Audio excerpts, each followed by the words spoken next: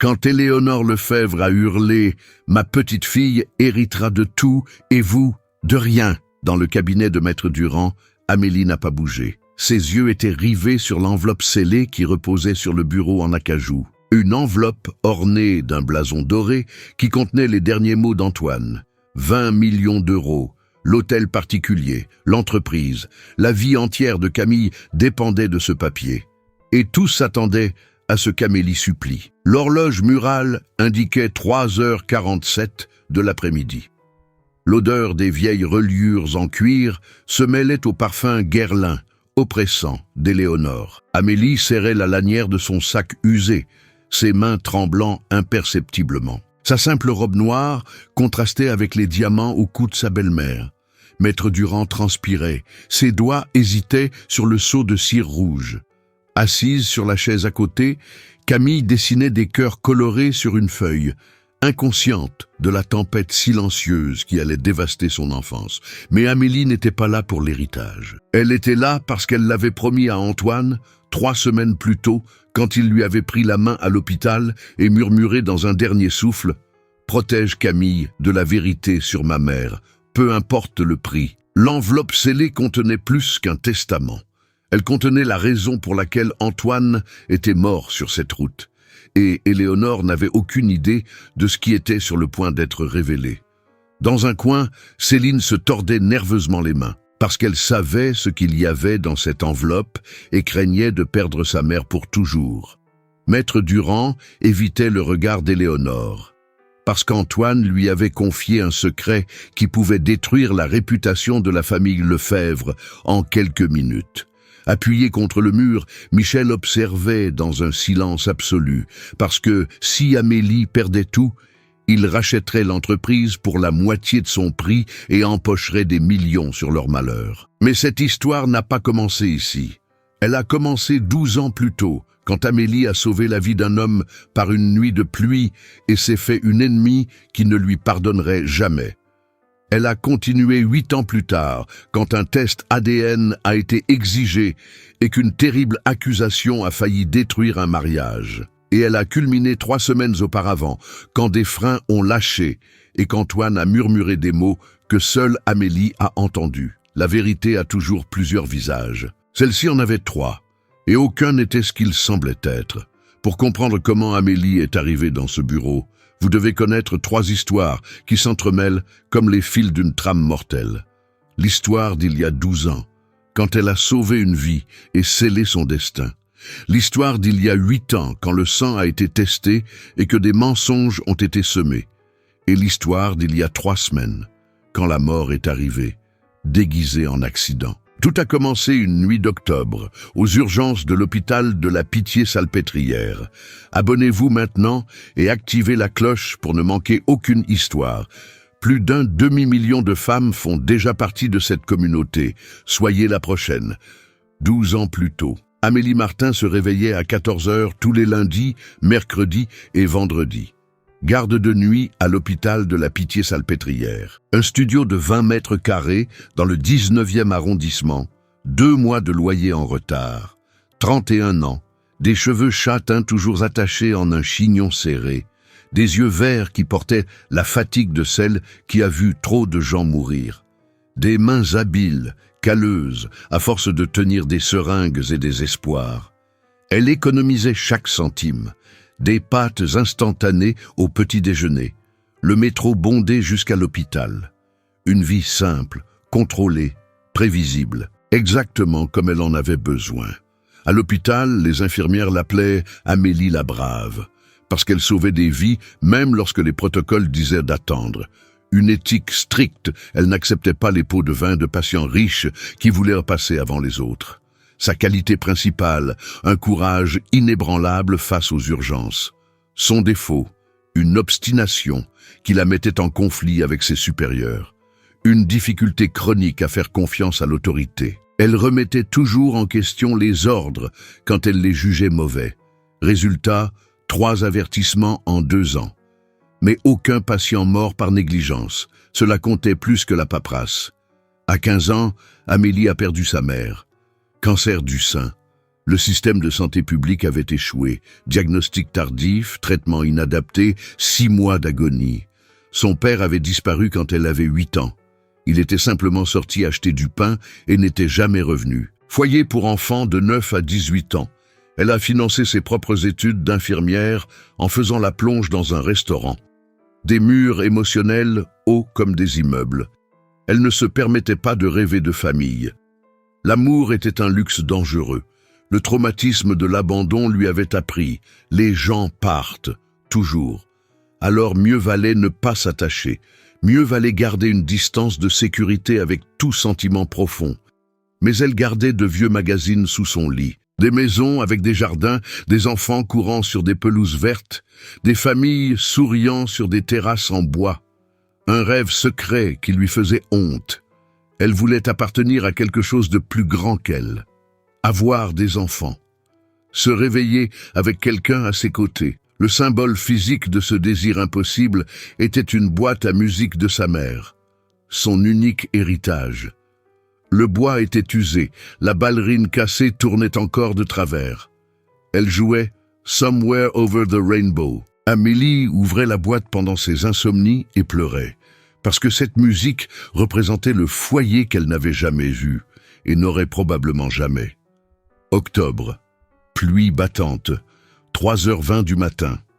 Une ambulance est arrivée avec un homme inconscient. Accident sur le périphérique. Voiture retournée, hémorragie interne grave. Amélie a vu le moniteur. La pression chutait rapidement. Le chirurgien de garde était sur une autre urgence. Protocole médical. Attendre. Stabiliser et attendre. Mais elle connaissait ce regard. 10 minutes et l'homme mourrait.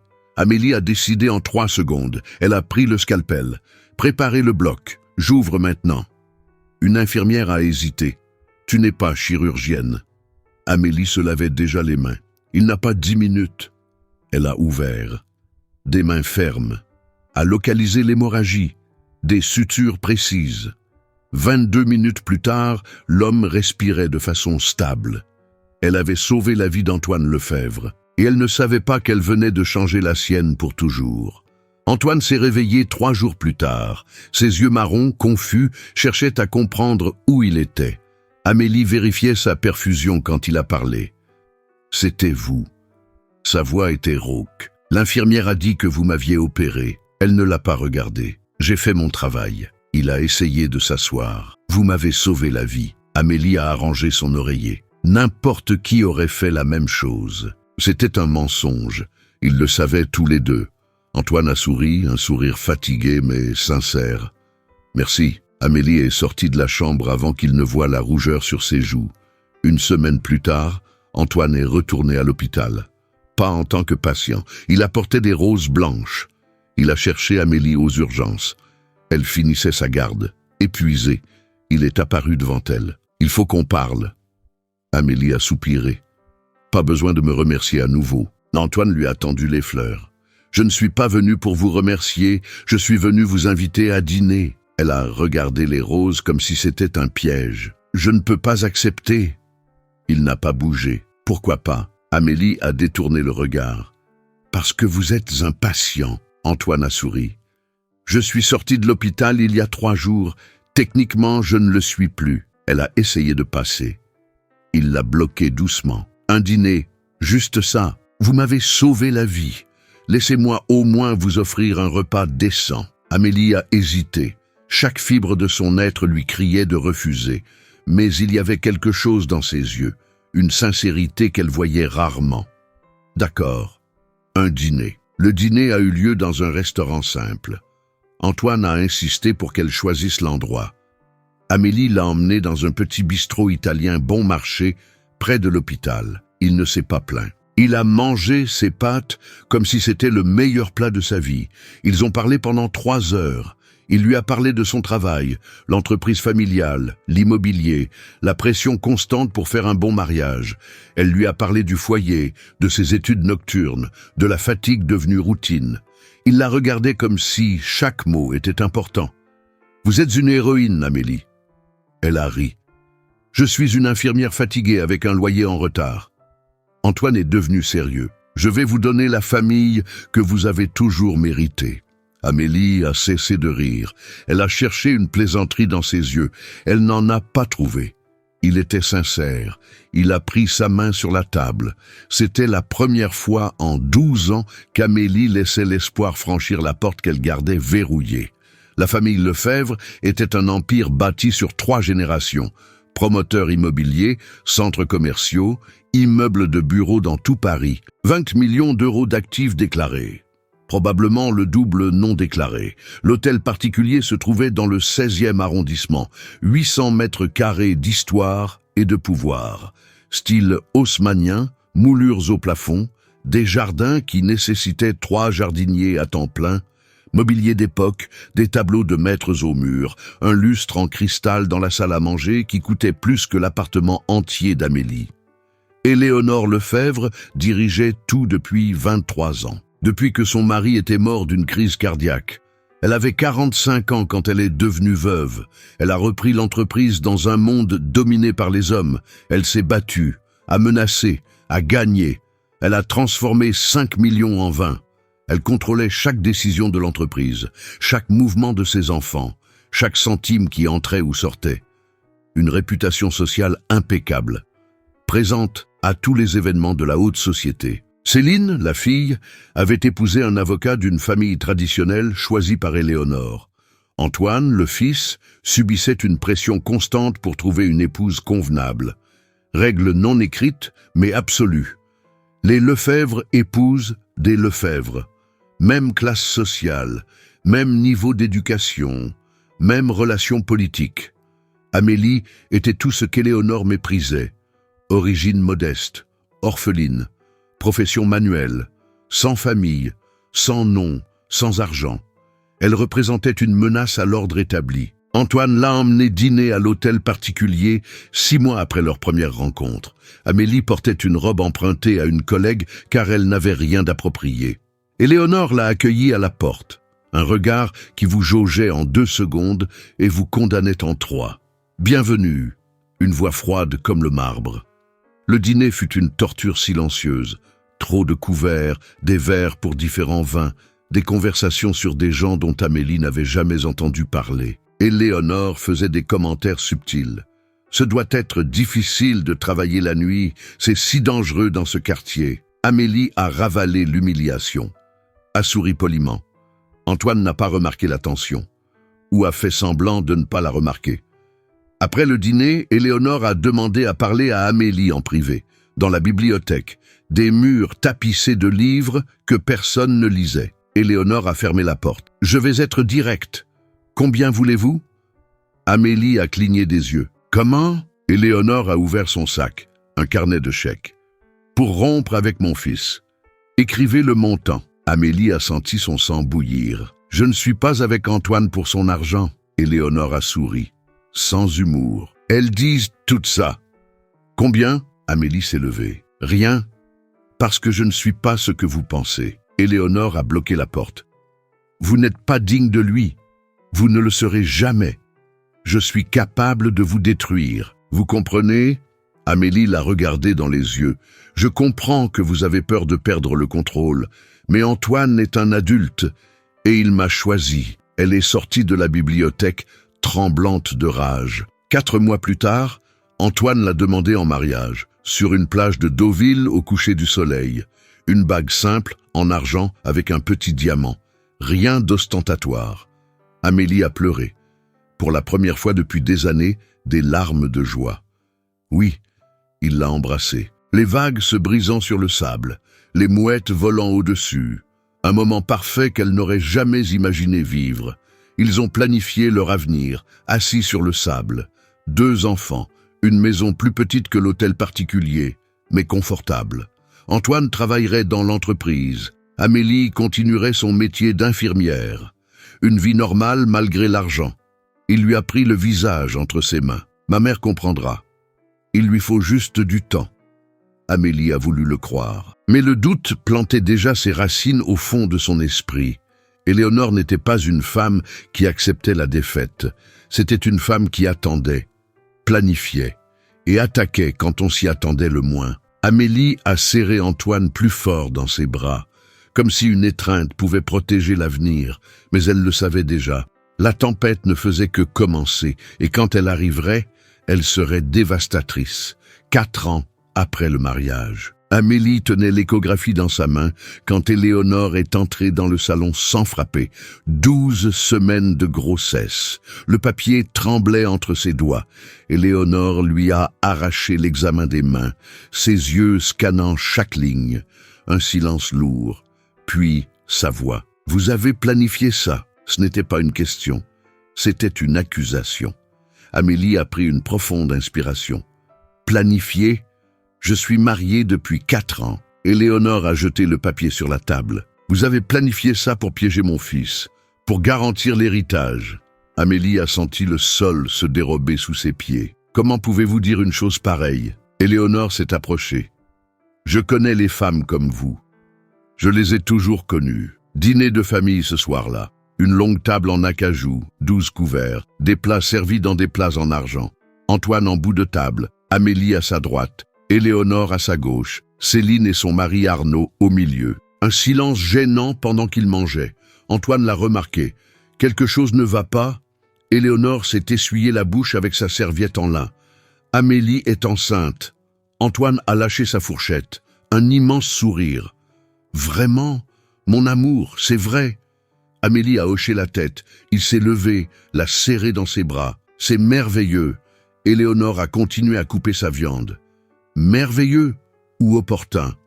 Antoine a lâché Amélie. « Maman, qu'est-ce que tu as dit ?» Éléonore l'a regardé. « J'ai dit que c'est opportun. 4 ans de mariage. Et maintenant, justement maintenant, elle tombe enceinte. » Amélie sentit son sang bouillir, les poings serrés sous la table, les ongles marquant ses paumes. « Qu'est-ce que vous insinuez exactement ?» Éléonore n'a pas détourné le regard. « Je n'insinue rien, j'affirme, cette grossesse est stratégique. » Antoine a frappé la table du poing. « Ça suffit, maman, c'est absurde. » Éléonore s'est levée. « Ce qui est absurde, c'est que tu ne le vois pas. Cet enfant n'est pas un vrai Lefebvre, c'est un outil. » Amélie s'est levée aussi, tremblante. « Antoine, partons. » Il lui a pris la main. « Maman, si tu ne t'excuses pas maintenant, nous ne reviendrons plus jamais ici. » Éléonore a ajusté son collier de perles. « Vous le regretterez. » Silence. Antoine a tiré Amélie. Ils sont partis. Céline a observé la scène en silence. Arnaud a continué à manger comme si de rien n'était. Dans la voiture, Amélie a pleuré. Pas de tristesse, de rage pure. Antoine conduisait en silence, les mains crispées sur le volant.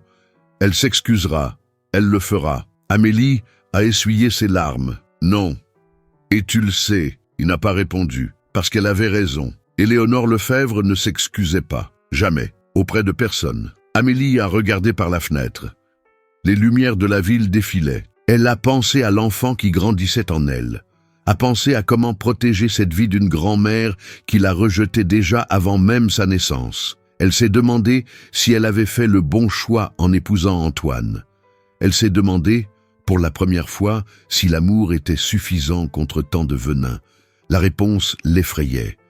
Parce que non, l'amour n'est jamais suffisant quand il y a l'argent et le pouvoir de l'autre côté de la table. Elle a posé une main sur son ventre. Elle a promis en silence. « Je te protégerai, quoi qu'il arrive. Je te protégerai de cette femme. » 3 mois plus tard, Amélie essayait de construire des ponts. Elle rendait visite à Éléonore tous les jeudis après-midi, apportait des fleurs, posait des questions sur l'entreprise, écoutait les vieilles histoires de la famille, souriait quand on l'insultait subtilement, ravalait sa fierté comme un médicament amer. Antoine pensait que ça fonctionnait. « Tu vois, elle s'habitue à toi. » Amélie ne le corrigeait pas, mais elle savait la vérité. Éléonore documentait chaque erreur, chaque faux pas social, chaque mot mal placé.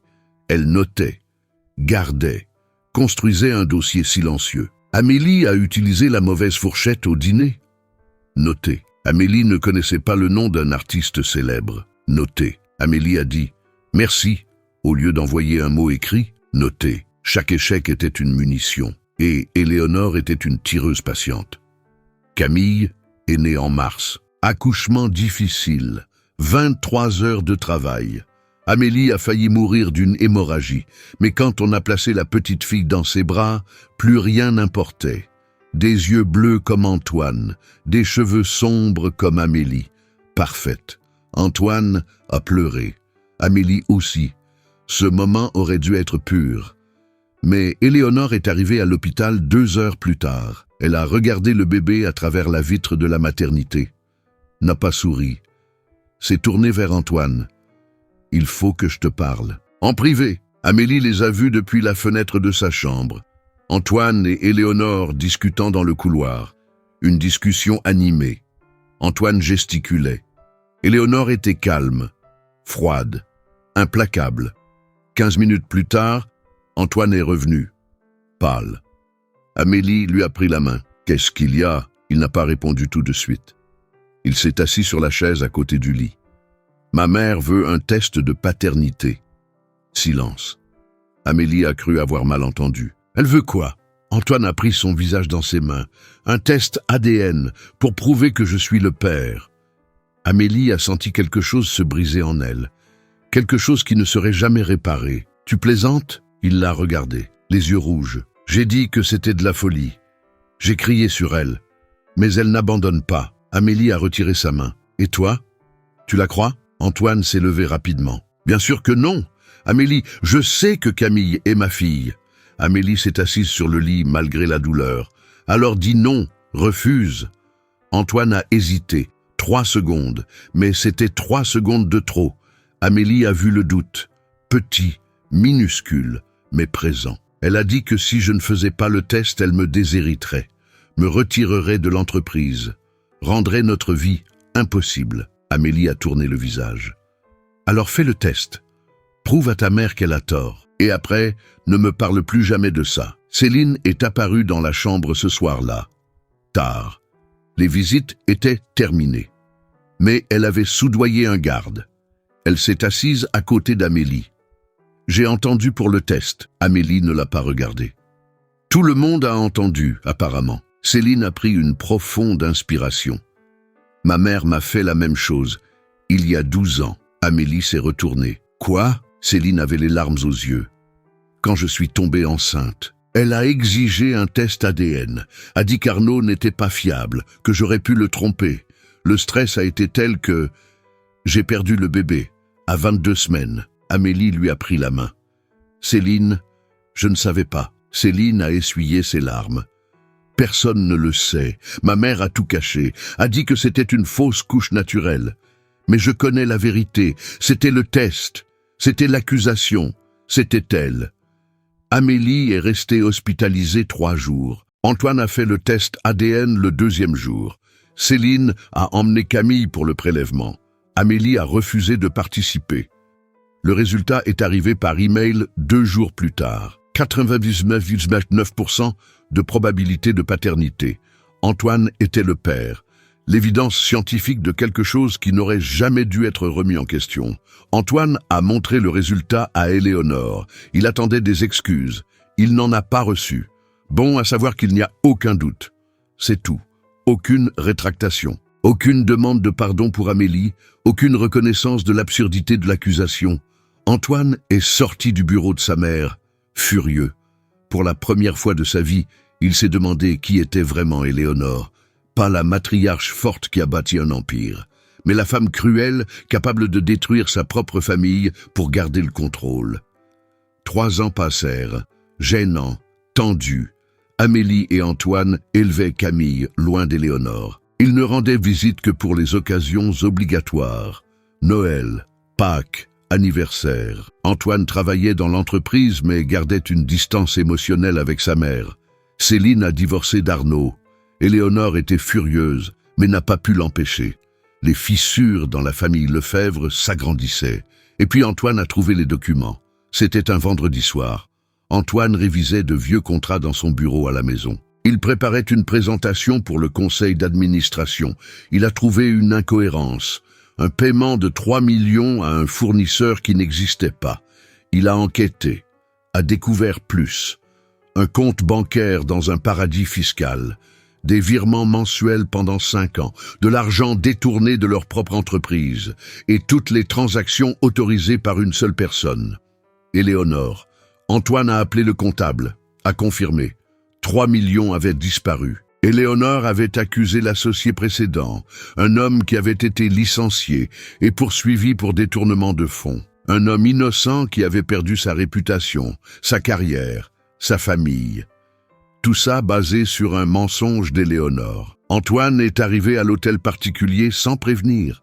11 heures du soir. Éléonore était encore réveillée, lisant dans la bibliothèque. Il a jeté les documents sur son bureau. « Explique-moi ça ». Éléonore a regardé les papiers. Sans surprise, sans culpabilité. « Où as-tu trouvé ça ?» Antoine a frappé la table du poing. « Peu importe, tu as détourné 3 millions, tu as détruit un homme innocent. » Éléonore a fermé son livre calmement. « J'ai fait ce qui était nécessaire pour protéger cette famille. » Antoine a ri, sans humour. « Protéger? Tu as volé, menti, ruiné une vie. » Éléonore s'est levée. Cet homme était faible. Il n'avait pas sa place aux côtés des Lefebvre. Je n'ai fait qu'accélérer l'inévitable. Antoine a regardé sa mère comme s'il la voyait pour la première fois. « Tu as menti surtout, toujours. » Éléonore a ajusté son châle. « J'ai bâti cette famille, seule. Quand ton père est mort, personne ne nous faisait crédit.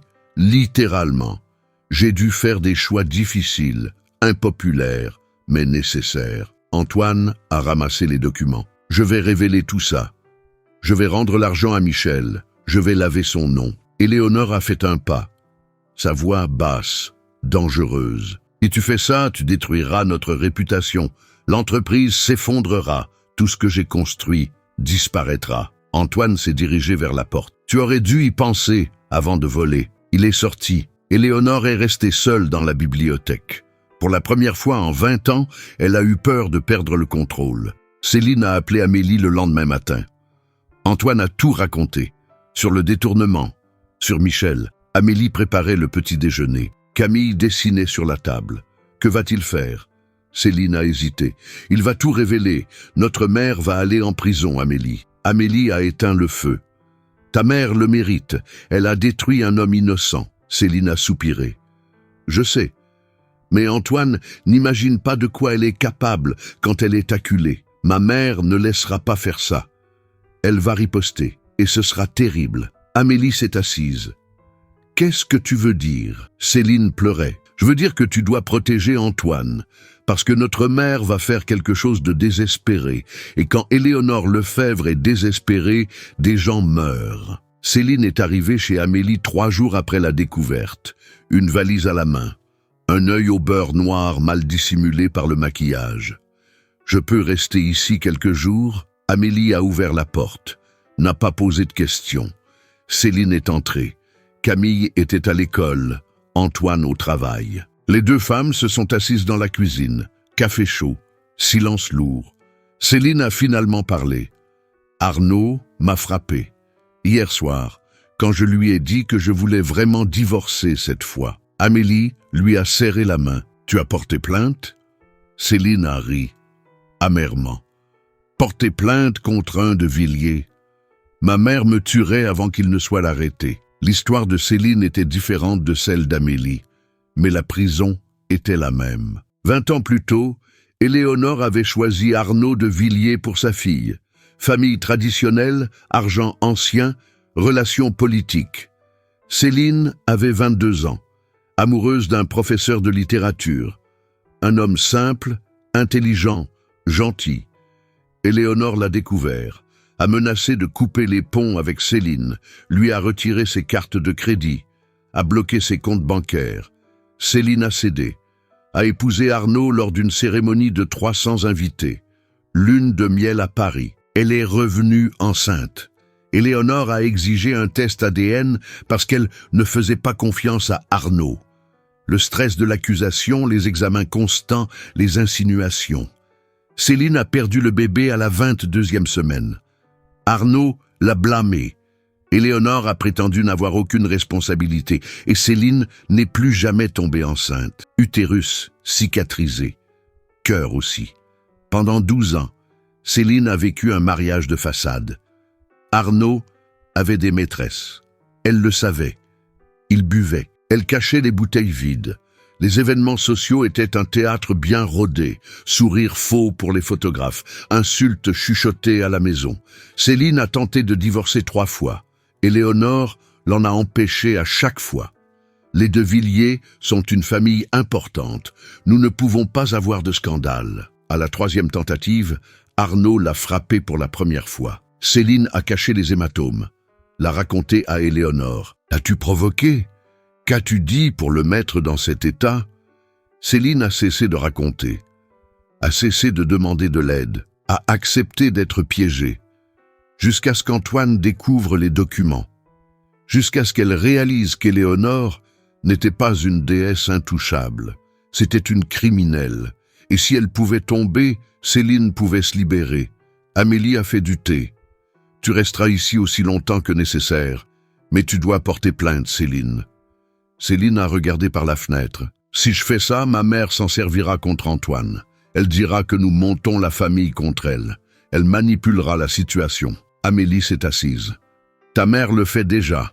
La différence, c'est que maintenant, tu as le choix. » Céline s'est retournée, les larmes coulant enfin. « J'ai si peur de me retrouver seule, de ne pas savoir qui je suis sans le nom Lefebvre. » Amélie lui a pris le visage entre ses mains.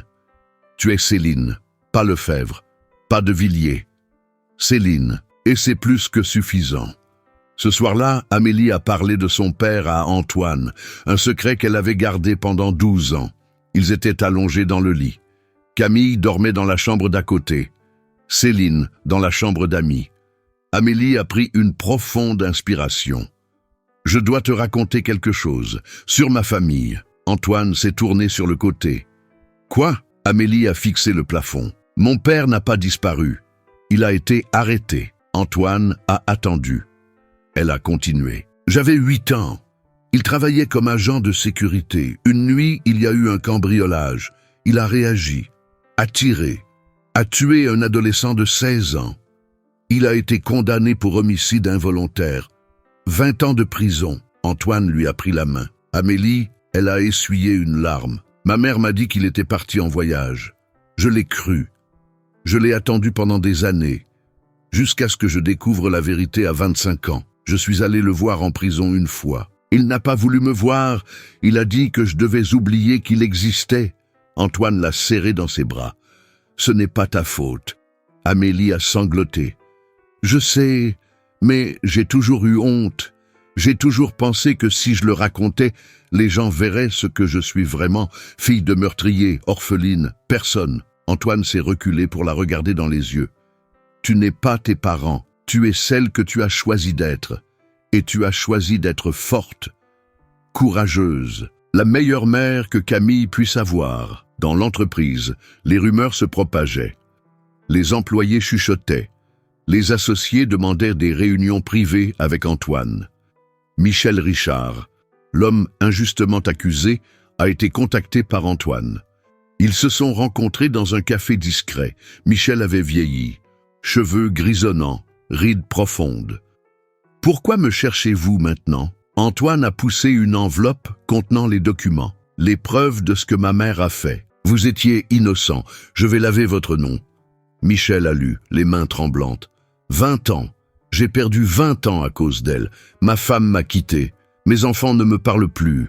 Ma réputation est détruite. » Antoine a baissé la tête. « Je sais. Aucune excuse ne suffira, mais je peux vous offrir une compensation, financière et publique. » Michel a refermé l'enveloppe. « Une compensation ne me rendra pas ma vie. » Antoine a hoché la tête. « Non, mais c'est ce que je peux faire. » Michel s'est levé. « Je vais accepter, pas pour l'argent, mais parce que je veux voir Éléonore Lefebvre payer pour ce qu'elle a fait. » Antoine lui a tendu la main. Michel l'a serré. Mais il y avait quelque chose dans ses yeux. Une colère ancienne, profonde, le genre de colère qui ne se satisfait pas de la justice. Antoine l'a vu. Mais il était tellement concentré sur le fait de bien agir qu'il a ignoré le signal d'alarme. La haute société parisienne a rapidement pris parti. Dans les cercles privés, les dîners, les événements caritatifs, tout le monde parlait de la famille Lefebvre. J'ai entendu dire que la belle-fille est derrière tout ça. J'ai toujours trouvé cette Amélie intéressée. Antoine est un homme bon. Elle l'a manipulé. Éléonore a tout construit. Maintenant, la belle-fille veut tout détruire. Les magazines People publiaient des articles spéculatifs. Crise chez les Lefebvre, la belle-fille contre la belle-mère, d'anciennes photos d'Amélie à l'hôpital, d'infirmière à héritière, l'ascension d'Amélie Martin. La pression était étouffante. Amélie allait au supermarché. Les voisines tournèrent la tête. Les mères des camarades de Camille annulaient les goûters d'anniversaire prévus. Camille ne peut plus venir. Désolé. Agenda chargé. Chez le pédiatre, d'autres mères chuchotaient. Amélie faisait semblant de ne pas entendre. Mais Camille le remarquait. « Maman, pourquoi Juliana ne joue plus avec moi ?» Amélie s'agenouillait. « Parfois, les adultes font des erreurs, mon amour, et les enfants en souffrent. » Camille ne comprenait pas. « Mais je n'ai rien fait de mal. » Amélie la serrait dans ses bras. « Je sais, mon amour. Tu n'as rien fait. » Antoine défendait Amélie partout. Réunions d'affaires, dîners mondains. « Ma femme n'a rien à voir avec ça. C'est ma décision de révéler la vérité. » Mais plus il la défendait, plus il semblait croire qu'elle était une manipulatrice. Pauvre Antoine, aveuglé par son mariage. Le récit s'ancrait. Et Amélie s'isolait de plus en plus. Elle a cessé de sortir, a cessé de répondre au téléphone. Céline est restée avec elle. « Ignore-les, ces gens n'ont pas d'importance. » Amélie regardait par la fenêtre. Mais Camille est importante, et elle souffre. Michel Richard a recontacté Antoine 2 semaines plus tard. Pas dans un café, au bureau. Il avait des avocats, il ne voulait pas d'accord à l'amiable. Il voulait poursuivre Éléonore publiquement. Il voulait une audience, les médias, un scandale total. Antoine a hésité. « Michel, cela va détruire l'entreprise aussi. » Michel a souri, froidement. « Je sais, et je m'en fiche. Vous m'avez offert une compensation.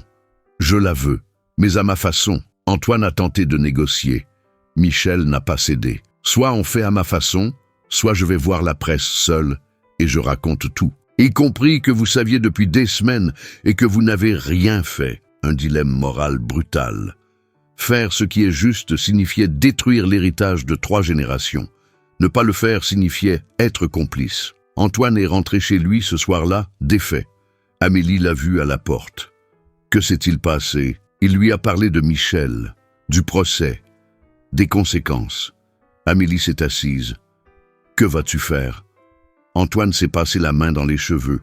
« Je ne sais pas. Ma mère est une criminelle. Elle mérite de payer, mais ça va tout anéantir. L'entreprise, le nom de la famille, les emplois de 200 personnes. » Amélie lui a pris la main. « Tu ne peux pas contrôler la réaction des gens à la vérité. Tu peux seulement contrôler si tu l'as dit ou non. » Antoine l'a regardé. « Et si je suis en train de détruire tout ce que mon grand-père et mon père ont construit ?» Amélie lui a serré la main. « Ils ont construit un empire. Ta mère a construit des mensonges. Laisse l'empire tomber. Reconstruis-le avec la vérité. » Éléonore a appris l'existence du procès avant d'être officiellement notifiée. Elle est arrivée chez Antoine sans prévenir. 10 heures du soir.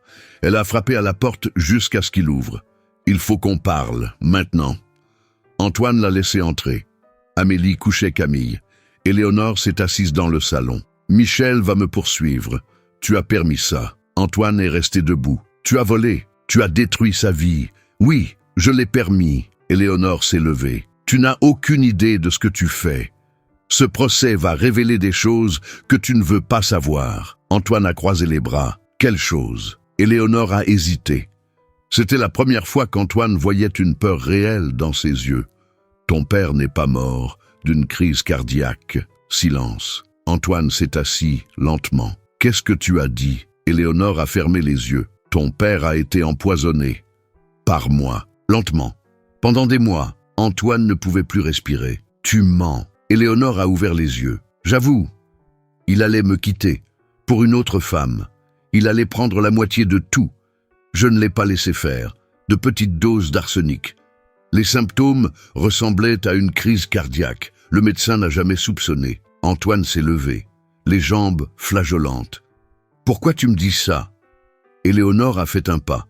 « Parce que si ce procès continue, Ils vont tout enquêter. Ils vont exhumer le corps. Ils vont découvrir. Et tu seras le fils d'une meurtrière. Camille, la petite fille. Amélie est apparue en haut de l'escalier. Elle avait tout entendu. Éléonore s'est tournée vers elle. Maintenant, tu comprends? Tout ce que je fais, c'est pour protéger cette famille. Tu penses que je suis un monstre, mais je suis une survivante. Amélie est descendue. Vous avez tué votre mari. Éléonore n'a pas nié. Et je le referai. Parce que c'était lui ou moi. Ma réputation ou la sienne. J'ai choisi la mienne. Antoine était en état de choc. Amélie s'est placée entre eux. Sortez de chez moi. Éléonore a regardé Antoine. Si tu n'arrêtes pas Michel, je lui parlerai de l'empoisonnement. Je m'en servirai pour ma défense. Les médias vont adorer. Le fils qui expose sa mère assassine. La famille Lefebvre finira de façon spectaculaire. Elle est sortie. La porte se refermant a résonné comme un coup de feu. Antoine s'est effondré sur le canapé. Amélie s'est assise à côté de lui. Aucun d'eux n'a parlé pendant de longues minutes. Finalement, Antoine a murmuré. « Mon père. Elle a tué mon père. » Amélie l'a serré dans ses bras. « Nous devons aller à la police. » Antoine s'est reculé. « Et condamner ma propre mère. Transformer Camille en petite fille de 2 assassins. Mon grand-père de son côté aussi. » Amélie a pris une profonde inspiration. « Antoine.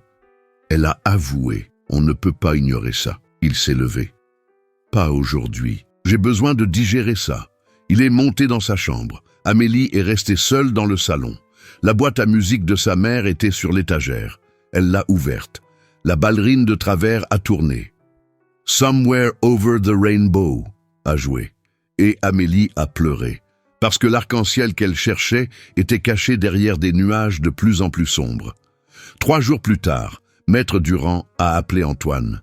« Je dois vous voir de toute urgence, dans mon cabinet. » Seul, Antoine y est allé. Durand semblait plus vieux, fatigué. « Antoine, il y a quelque chose que vous devez savoir. » Il lui a tendu une enveloppe. « Votre mère est malade. Cancer du pancréas. Stade 4. 6 mois au maximum. » Antoine a lu le rapport médical. Les mains tremblantes. Elle le sait. Durand a hoché la tête.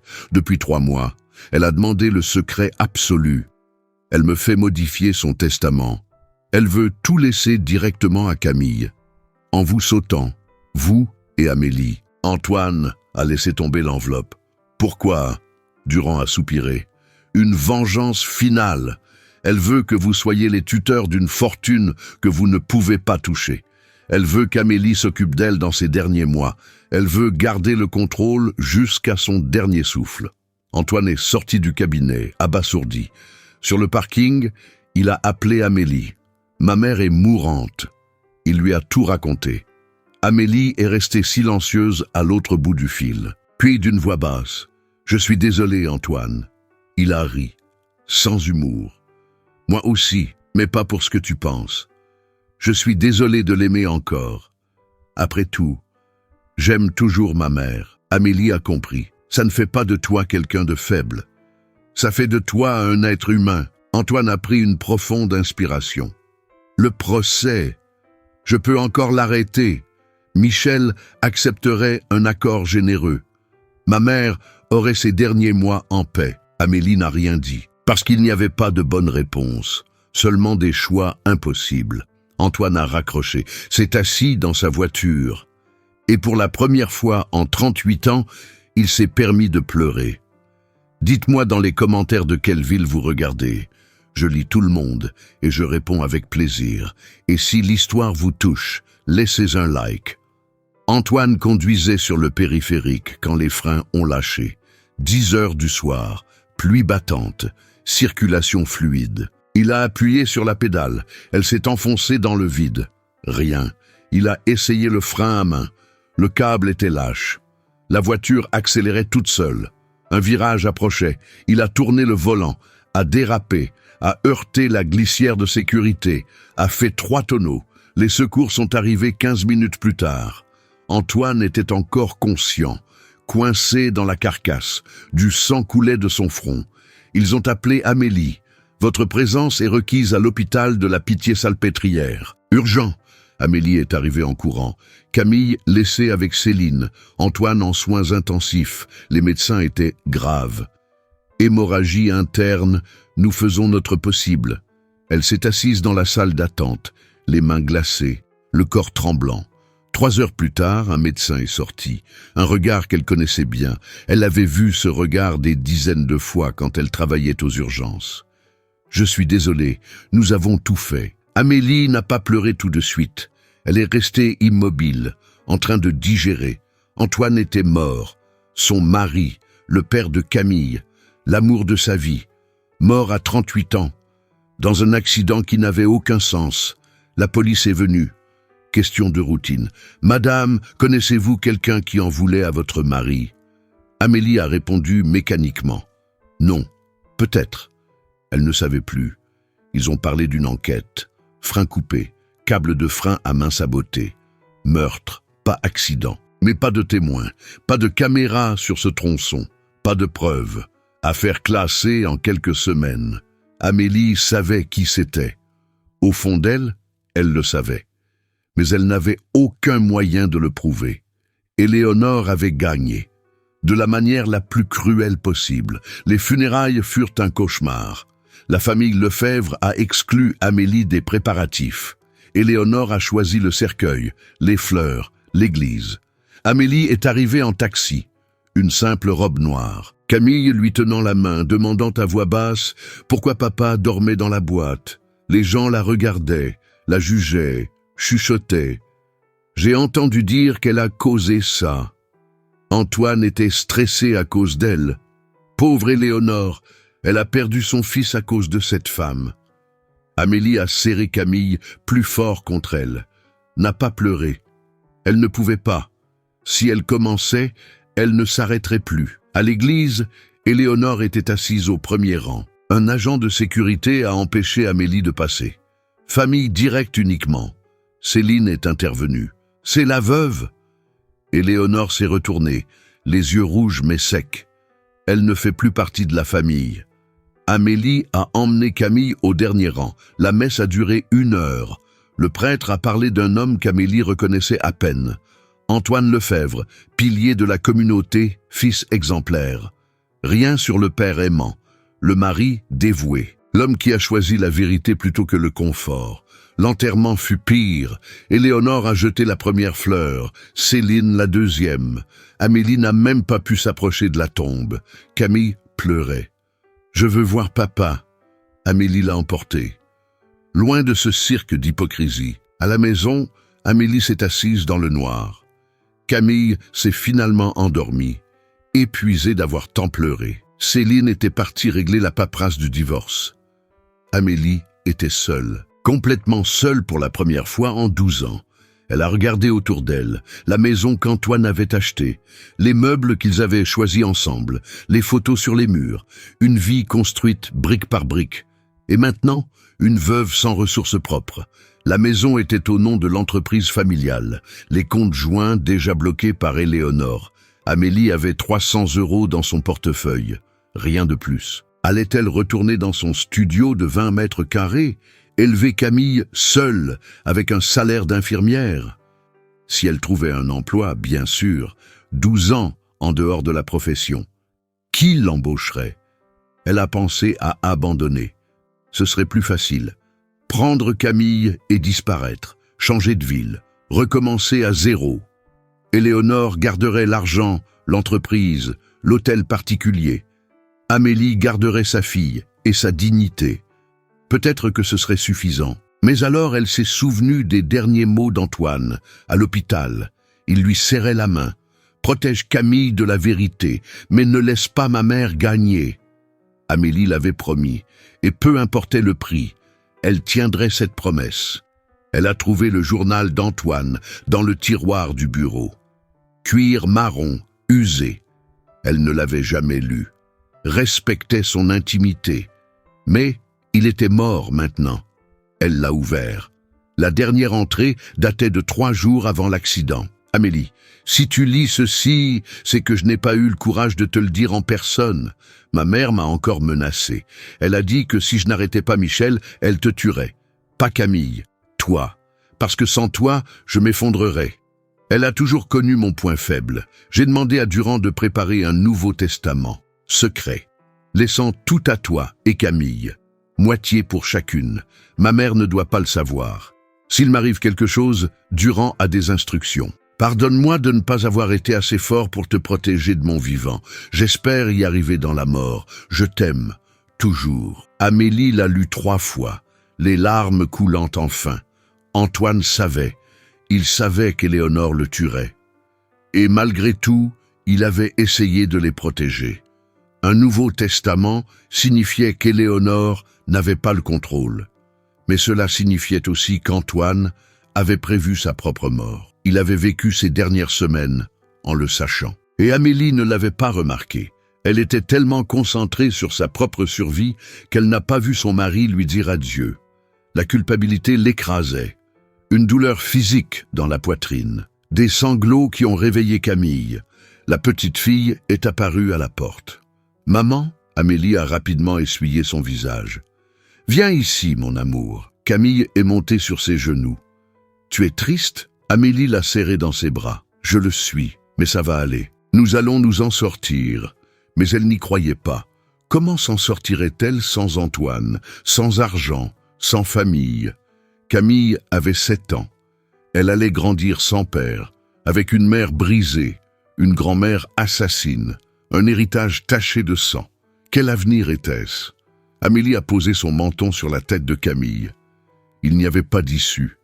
Éléonore avait gagné, et Amélie avait tout perdu. Son mari, son foyer, son identité. Il ne restait que la douleur et une fille innocente qui dépendait d'elle. Ce n'était pas suffisant, mais il faudrait que ça le soit. Céline est revenue 4 jours plus tard. Elle a trouvé Amélie encore en pyjama, la maison en désordre. Camille regardant la télévision, mangeant des céréales directement dans la boîte. « Amélie, ça va ?» Question stupide. Évidemment que non. Céline s'est assise. Durand a appelé. La lecture du testament a lieu demain. Amélie n'a pas réagi. Céline lui a pris les épaules. « Tu dois y aller. » Amélie l'a regardé, les yeux vides. « Pourquoi faire? Ta mère va tout laisser à Camille. Je ne recevrai rien. Je connais déjà la fin. » Céline a hésité. Antoine m'a appelé quelques jours avant de mourir. Il a dit qu'il avait préparé quelque chose, que tu devrais lui faire confiance, une dernière fois. Amélie a pris la boîte à musique de sa mère, l'a ouverte. La ballerine a tourné. La musique a joué. « Somewhere over the rainbow ». Antoine chantait cette chanson pour endormir Camille. Maintenant, c'était un souvenir douloureux. Amélie a refermé la boîte. « Céline, je n'ai plus la force de me battre. Je suis fatiguée. » Céline s'est agenouillée devant elle. « Mon frère est mort en te protégeant.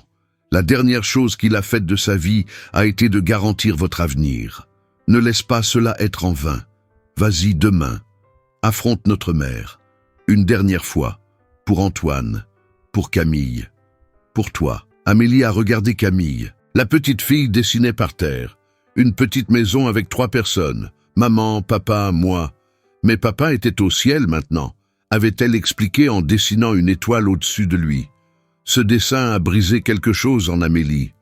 Où l'a réparé? Elle ne savait pas, mais elle a senti un changement. La fureur remplaçant le désespoir. Éléonore avait enlevé le père de Camille. Elle ne lui enlèverait pas son avenir aussi. Amélie s'est levée. « Je vais prendre une douche. »« Tu peux rester avec Camille ?» Céline a souri, soulagée. « Je peux. » Sous la douche, Amélie a laissé l'eau chaude brûler sa peau, a lavé des jours de deuil, a enfilé une simple tenue noire, a mis du rouge à lèvres, un petit acte de rébellion. Éléonore détestait quand elle portait des couleurs vives. Parfait. Elle s'est peigné les cheveux, les a laissés détachés, s'est regardée dans le miroir. La femme qui la regardait en retour était différente, plus âgée, plus fatiguée, mais toujours debout. Toujours en train de se battre, Amélie est retournée dans le salon. « Céline, j'ai besoin que tu témoignes demain, ce que ta mère a fait, ce qu'elle est. » Céline a hoché la tête. « J'ai déjà parlé à Durand, je suis prête. » Amélie a préparé des documents ce soir-là. Certificat de mariage, acte de naissance de Camille. vieilles photos, lettres qu'Antoine avait écrites, les preuves de 12 ans passés ensemble. Si Éléonore voulait la guerre, elle l'aurait. Amélie n'allait pas supplier, n'allait pas pleurer. Elle allait l'affronter. Elle a tout mis dans un simple dossier, à répéter ce qu'elle dirait, comment elle se comporterait. Elle ne montrerait aucune faiblesse. Éléonore se nourrissait de la faiblesse. Amélie lui offrirait de la pierre. Minuit. Camille dormait. Amélie s'est assise sur le lit qu'elle avait partagé avec Antoine. Son côté du lit sentait encore son odeur. Elle s'y est allongée, a serré l'oreiller dans ses bras. « Pardonne-moi de ne pas avoir remarqué, de ne pas t'avoir protégé, mais je protégerai notre fille, je te le promets. Quoi qu'il arrive demain, Éléonore ne gagnera pas. » Pas complètement. Elle a fermé les yeux. Pour la première fois depuis des semaines, elle a dormi sans cauchemar, parce qu'elle avait pris une décision. Et les décisions, même désespérées, apportaient une étrange paix. Amélie est entrée dans le cabinet de Maître Durand à 3h40 de l'après-midi. Éléonore était déjà assise, un sourire victorieux aux lèvres. Céline à côté d'elle, tendue, Michel Richard appuyé contre le mur, observant. Camille dessinait des cœurs sur la chaise à côté d'Amélie. Maître Durand transpirait. L'enveloppe scellée au blason doré reposait sur le bureau en acajou. L'horloge au mur marquait chaque seconde comme une sentence. Éléonore a brisé le silence la première. « Pouvons-nous commencer ? J'ai des engagements. » Durand a ajusté sa cravate. « Oui, nous sommes tous présents. » Module a ouvert un dossier, a commencé à lire. Moi, Antoine Lefebvre, en pleine possession de mes facultés mentales. Éléonore l'a interrompu. Allez droit au but. Durand s'est éclairci la gorge. Antoine lègue la totalité de sa part dans l'entreprise, ses biens immobiliers et ses investissements à Camille Lefebvre, sous la tutelle de... Éléonore a souri. La mienne. Durand a hésité. De sa grand-mère paternelle, Éléonore Lefebvre. Amélie n'a pas réagi. Elle s'y attendait. Éléonore l'a regardée. « Vous avez entendu ? Ma petite fille héritera de tout. Vous, de rien. » Amélie s'est levée, s'est approchée de la table. Mouvement contrôlé, délibéré. « Je veux lire la lettre. » Durand a cligné des yeux. « Quelle lettre ?» Amélie a montré l'enveloppe scellée. « Celle-ci. Antoine m'a dit qu'il y avait une lettre. Personnelle. Scellée. » Éléonore est devenue pâle.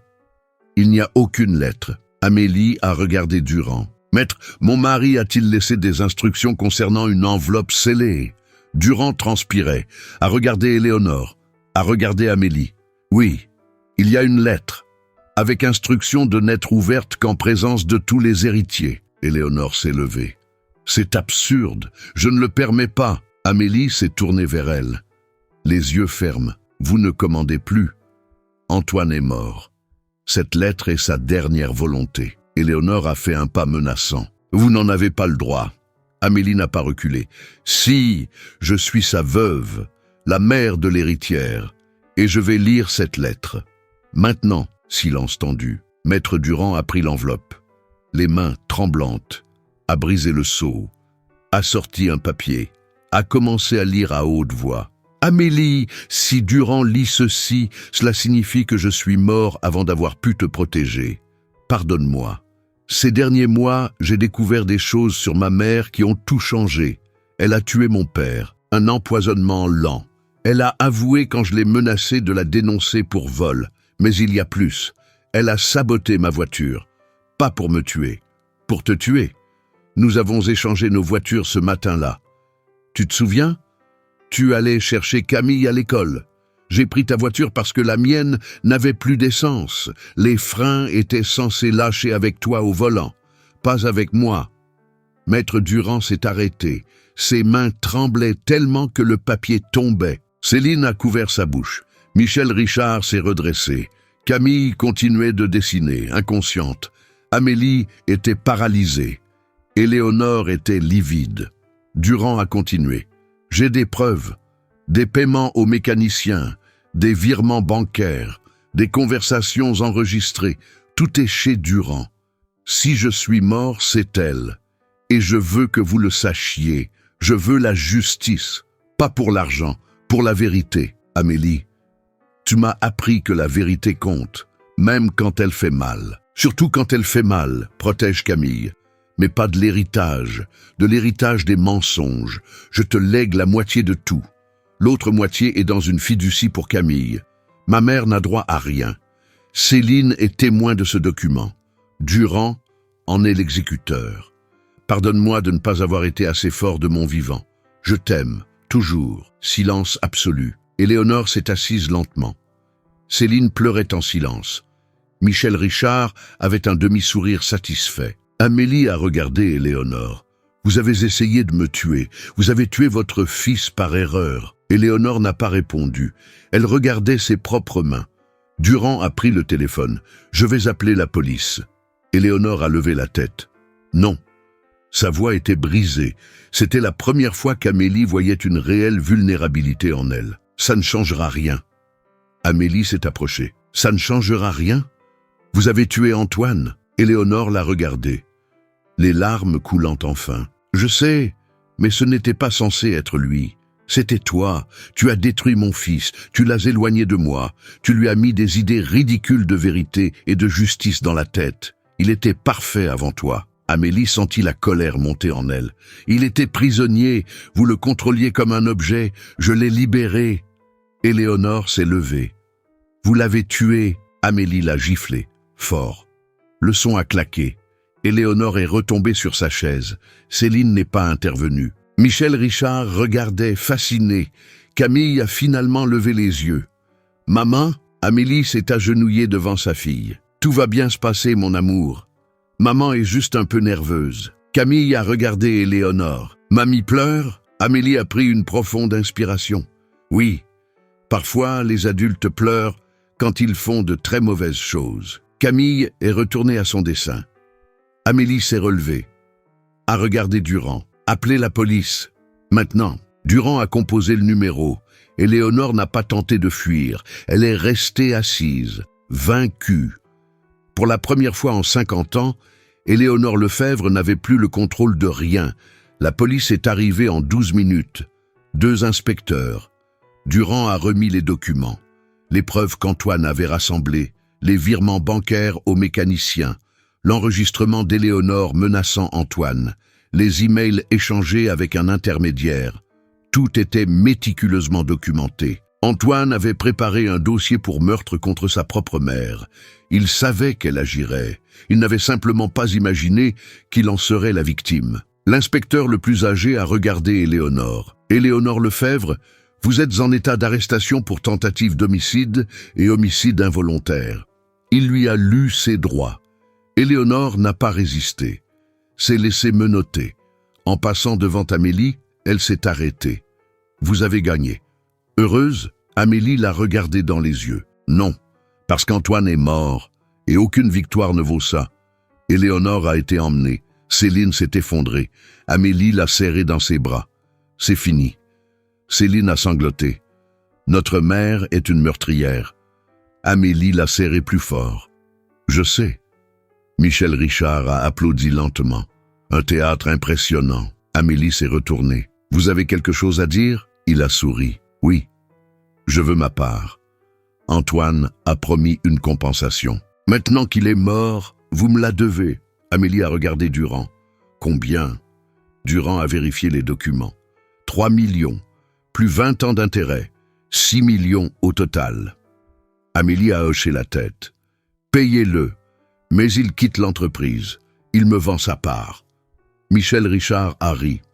Pourquoi ferais-je ça? Amélie a fait un pas. Parce que si vous ne le faites pas, je vais enquêter sur chacune de vos transactions des 10 dernières années. Et je suis sûr de trouver quelque chose. Les hommes comme vous laissent toujours des traces. Michel Richard a cessé de sourire. Vous n'avez pas le pouvoir de faire ça. Amélie a pris son téléphone. A composé un numéro. Allô? Oui, c'est Amélie Lefebvre, la veuve d'Antoine. J'ai besoin d'un audit complet de l'entreprise, en commençant par les actionnaires minoritaires. Michel Richard lui a arraché le téléphone, a raccroché. D'accord, je vends ma part, au prix du marché. Amélie a repris son téléphone. La moitié du prix du marché, où l'enquête commence demain. Michel Richard a regardé Durand. C'est du chantage. Durand a rangé ses papiers. C'est une négociation, et vu l'alternative, je vous suggère d'accepter. Michel Richard est sorti en claquant la porte. Céline pleurait toujours. Camille continuait de dessiner. Durand préparait les documents. Amélie s'est assise, épuisée. Éléonore en prison. Michel Richard hors de l'entreprise. Antoine mort mais vengé. Une victoire amère, très amère. Durand lui a tendu un papier. Le testament d'Antoine. Vous êtes maintenant propriétaire de 50% de tout. Céline reçoit 10% en compensation pour ses années de souffrance. Camille reçoit 40% dans une fiducie jusqu'à ses 25 ans. Vous gérez tout. Amélie a regardé les chiffres. 20 millions divisés. 10 millions pour elle. 8 millions pour Camille. 2 millions pour Céline. Bien plus d'argent qu'il n'en fallait. Mais Antoine était toujours mort. Céline a essuyé son visage. Qu'est-ce qu'on va faire maintenant? Amélie a rangé les documents. On rentre à la maison. On commence à vivre, sans Éléonore, sans mensonge, sans peur. Céline a hoché la tête. Je peux continuer à vivre avec vous, juste le temps de m'organiser. Amélie l'a serré dans ses bras. Tu peux rester aussi longtemps que tu en as besoin. Nous sommes une famille maintenant. Une vraie. Camille s'est levée, a montré son dessin. Une petite maison avec 4 personnes maintenant. Maman, tante Céline, moi et papa au ciel avec des ailes. C'est joli? Amélie a pris le dessin, les larmes coulant enfin. C'est parfait, mon amour. Parfait. Elles sont sorties du cabinet. Le soleil brillait dehors. Un contraste avec l'obscurité des derniers mois. Amélie tenait la main de Camille. Céline de l'autre côté. 3 femmes marchant vers un avenir incertain, mais marchant ensemble. Éléonore avait perdu. Antoine reposerait en paix, et Amélie était enfin libre, libre du jugement, des mensonges, du contrôle. Elle avait une fille, une sœur, une maison, un avenir. Ce n'était pas ce qu'elle avait prévu, mais c'était un nouveau départ. Et les nouveaux départs, Amélie l'avait appris, étaient tout ce dont elle avait toujours eu besoin. 6 mois plus tard, Amélie se réveillait à 7 heures du matin maintenant, plus à 2 heures de l'après-midi comme l'infirmière de garde. Sa vie avait complètement changé. Café avec Camille avant l'école. Céline déjà dans la cuisine, préparant des crêpes. Une nouvelle routine. Une famille reconstruite sur les décombres de l'ancienne. La maison n'était plus celle d'Antoine. Amélie l'avait vendue, avait acheté une maison plus petite dans le Marais. 3 chambres, un petit jardin, une terrasse où elle prenait son café en regardant les oiseaux. Un endroit qu'elle avait choisi. Non hérité. Non imposé. Le sien. L'entreprise était différente. Amélie et Céline avaient repris la direction ensemble. Leur première décision fut de licencier la moitié du conseil d'administration, la vieille garde qui avait protégé Éléonore pendant des décennies. La deuxième décision fut de rendre l'argent à Michel Richard publiquement. Conférence de presse. Admission des erreurs passées. Excuses officielles. Les médias en ont parlé pendant des semaines. Les héritières lavent le nom de la famille Lefebvre. La troisième décision fut de créer un fonds pour les familles des employés, bourse d'études, mutuelle étendue, salaire réajusté. L'entreprise a perdu des bénéfices immédiats, mais a gagné en loyauté, en respect. Quelque chose que l'argent d'Éléonore n'avait jamais pu acheter. Éléonore purgeait sa peine en prison, 8 ans pour homicide involontaire. Céline lui rendait visite 1 fois par mois. Amélie n'y est jamais allée. Camille a posé des questions sur sa grand-mère 2 fois. « Où est mamie ?» Amélie a répondu par une vérité adaptée pour une enfant de 7 ans. Mamie a fait de mauvais choix. Elle en paie le prix. Camille a accepté. Les enfants acceptent plus facilement que les adultes. Céline revenait de ses visites, anéantie. Elle ne regrette rien. Elle continue de penser qu'elle a bien fait. Amélie la serrait dans ses bras. Alors n'y va plus. Mais Céline continuait d'y aller, parce que pardonner, ce n'était pas oublier. C'était choisir de ne pas porter la haine. Michel Richard a fait faillite 6 mois après avoir vendu sa participation. Il avait investi dans une combine frauduleuse, a tout perdu. Amélie a vu la nouvelle dans le journal, a ressenti de la pitié, pas de la satisfaction. La vengeance ne satisfait jamais, elle ne fait que perpétuer un cycle. Maître Durand est devenu un ami proche. Dîner bimensuel, histoire sur Antoine jeune, rires et larmes en équilibre. Camille l'appelait Papy Durand. Il acceptait le titre avec fierté. À 63 ans, célibataire sans enfant, il avait enfin une famille. Camille allait en thérapie tous les jeudis après-midi. Docteur Carla, une psychologue pour enfants, spécialisée dans le deuil. Les premiers mois ont été difficiles.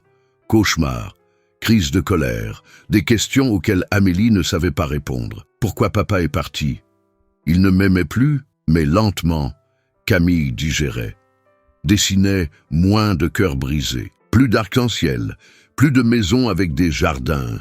Elle parlait encore de son père. Papa aimerait ce dessin? Papa est fier de moi? Amélie répondait toujours. Il l'est, mon amour. Très fier. Céline s'est épanouie après son divorce. Amaigrie non pas par régime, mais par bonheur. Ses cheveux, toujours attachés, étaient maintenant lâchés. Des vêtements colorés remplaçant les tons neutres qu'Arnaud exigeait. Elle a rencontré quelqu'un, Daniela, une avocate spécialisée en droit de l'environnement. Douce, intelligente, patiente. Céline a hésité à le dire, peur du jugement. Amélie l'a serrée dans ses bras. Tu mérites d'être heureuse, avec la personne qui te rend heureuse. Céline a pleuré. Merci. Daniela a dîné avec elle la semaine suivante. Camille l'a adorée. Tante Céline sourit pour de vrai maintenant. Amélie est retournée à l'hôpital, pas comme infirmière, comme donatrice. Elle a créé un programme de soutien pour les jeunes veuves, soutien psychologique, aide financière temporaire, orientation juridique, tout ce qu'elle n'avait pas eu quand Antoine est mort. La première réunion a rassemblé 12 femmes, la deuxième 28, la troisième 45. Des histoires différentes, une douleur universelle. Amélie écoutait, partageait, pas comme une riche héritière, comme une femme qui comprenait la perte. Amélie était de nouveau dans le cabinet de Maître Durand. Pas pour un testament, pour une donation, 2 millions pour le foyer où elle avait grandi. Rénovation complète, bourse d'études, nouvelle bibliothèque. Antoine serait fier. Durand signait les papiers. Amélie a regardé par la fenêtre. La même vue qu'il y a 6 mois. Quand Éléonore avait crié, quand l'enveloppe avait été ouverte, quand sa vie avait complètement changé. Il ne s'agit pas de sa fierté, il s'agit de ma paix. Durand a souri. Vous avez changé. Amélie a hoché la tête. J'ai dû changer. Ou je serais morte aussi. Camille est entrée en courant, Céline derrière elle. Désolée, elle s'est échappée de la réception. Camille a sauté sur les genoux d'Amélie. Maman, tante Céline a dit qu'on pouvait avoir un chien. Amélie a regardé Céline. Elle a haussé les épaules. Tu avais dit qu'on pourrait y penser. Amélie a soupiré. Heureuse. D'accord. On peut avoir un chien. Camille a crié de joie. Durand a ri. Antoine détestait les chiens. Amélie a serré Camille dans ses bras. Je sais, mais Antoine n'est pas là. Et nous le sommes. La phrase est sortie plus dure qu'elle ne le voulait, mais c'était la vérité. La vie continuait. Avec ou sans la permission des morts. Dans la voiture, en rentrant à la maison, Camille chantonnait. Céline conduisait. Amélie regardait la ville défiler. Il y a 6 mois, elle était brisée. Une veuve sans avenir. Aujourd'hui, elle était une femme d'affaires, une mère présente. La sœur de cœur de Céline. Une bienfaitrice pour la communauté, pas pour l'argent. L'argent était une conséquence. Le changement venait d'une décision. La décision de ne pas laisser Éléonore gagner, de ne pas laisser la douleur définir son avenir, de choisir de recommencer chaque jour jusqu'à ce que cela devienne une réalité. Amélie a sorti la boîte à musique de son sac. Elle la portait toujours sur elle. L'a ouverte. La ballerine a tourné. Somewhere Over the Rainbow a joué. Mais maintenant, la musique n'apportait plus seulement de la tristesse. Elle apportait un souvenir, bon et mauvais. Antoine chantant pour Camille. Sa mère ouvrant la boîte pour la dernière fois. L'arc-en-ciel n'était plus au-dessus de nuages impossibles. Il était là, dans cette voiture, dans cette famille imparfaite mais vraie. Amélie a refermé la boîte, l'a rangée. Elle n'avait plus besoin de chercher l'arc-en-ciel. Elle vivait dedans. Le pardon ne signifiait pas oublier. Amélie n'oublierait jamais Antoine, ne pardonnerait jamais complètement à Éléonore, mais elle choisissait de ne pas être prisonnière du passé. Céline faisait de même. Camille grandirait en connaissant la vérité, mais sans être définie par elle. Leur famille n'était pas parfaite, mais c'était la leur, et cela suffisait. Et vous? Avez-vous déjà affronté quelqu'un qui a tenté de contrôler votre vie? Avez-vous dû tout reconstruire après avoir tout perdu? Avez-vous dû choisir entre la vengeance et la paix, entre l'amertume et un nouveau départ? Avez-vous déjà senti que vous n'étiez pas assez forte, mais avez continué malgré tout? Partagez votre expérience dans les commentaires. Racontez comment vous avez surmonté, ou comment vous êtes encore en train de surmonter. Vos mots peuvent être exactement ce qu'une autre femme a besoin d'entendre aujourd'hui. Nous ne sommes pas seuls dans ce voyage. Nous sommes des milliers à recommencer chaque jour. Abonnez-vous à la chaîne. Laissez votre like si cette histoire a touché votre cœur. La semaine prochaine, l'histoire d'une femme qui a découvert un testament secret 40 ans après son mariage et a dû choisir entre la vérité et la paix familiale.